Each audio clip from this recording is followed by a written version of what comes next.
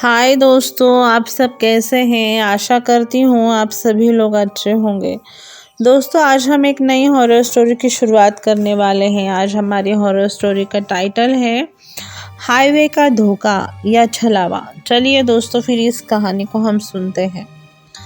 चारों तरफ अंधेरा ही अंधेरा था।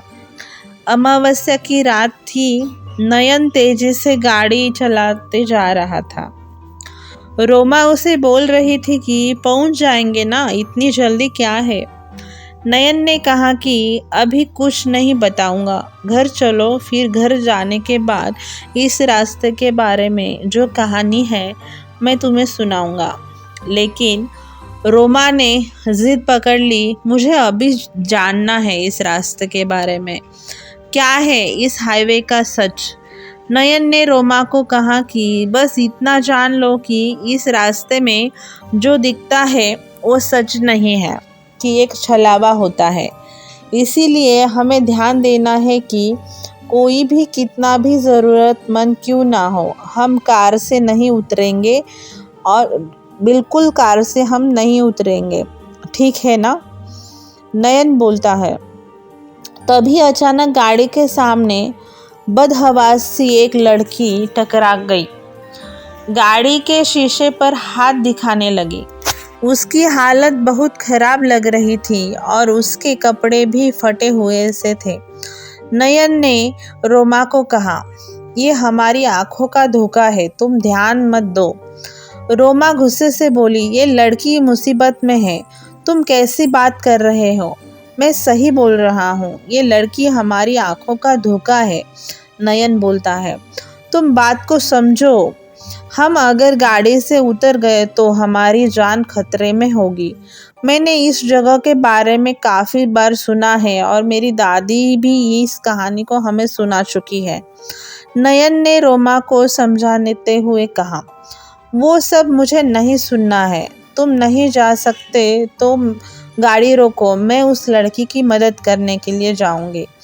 गुस्से में बोलती हुई रोमा गाड़ी से उतर गई और गाड़ी से बाहर निकलते ही वो लड़की गायब हो गई।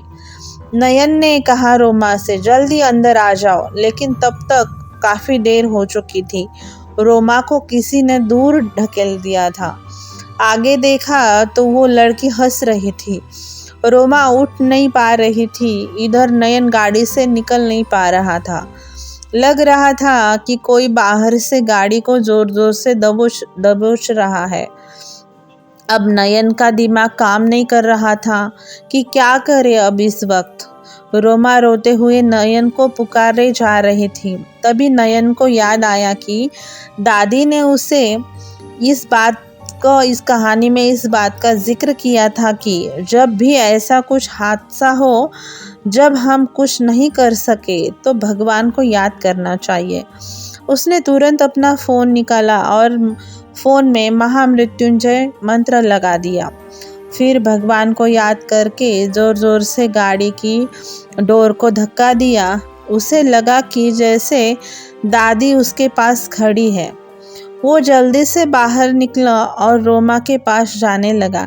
जैसे जैसे वो रोमा के पास जा रहा था, वैसे वैसे रोमा उससे दूर जा रही थी। तभी रोमा को लगा कि किसी ने उसके कानों में कहा, अपने मंगलसूत्र को प्रणाम करो और हनुमान चालीसा का जाप करो। रोमा ने वैसा ही किया। अब वो धीरे धीरे नयन के पास आ रही थी। दोनों एक दूसरे के पास पहुँचे। तब रोमा रोते हुए नयन से माफ़ी मांगने लगी। नयन ने कहा, अब जल्दी से चलो और गाड़ी में बैठो। भगवान का जाप करते करते दोनों उस हाईवे से बाहर निकलकर नयन ने पीछे देखा तो दादी खड़ी मुस्कुरा रही थी और वो जल्दी से अपनी गाड़ी स्टार्ट करके उस हाईवे से अपने घर की ओर चले गए। घर पे जाकर उन्होंने ये सब सच्चाई अपने माता पिता को बताई। और दोस्तों, इसी तरह इस कहानी का अंत होता है। दोस्तों, आपको ये कहानी कैसी लगी आप कमेंट बॉक्स में लिखना ना भूलें। अगर आपको हमारी यह कहानी अच्छी लगी हो तो आप ये कहानी अपने दोस्तों के साथ शेयर करना, और आप हमारे चैनल पर नए हो तो हमारा चैनल सब्सक्राइब करें, लाइक करें और सब्सक्राइब करना ना भूलें। कल मिलते हैं एक नई कहानी में, तब तक के लिए बाय दोस्तों, अपना ज़रूर ख्याल रखना।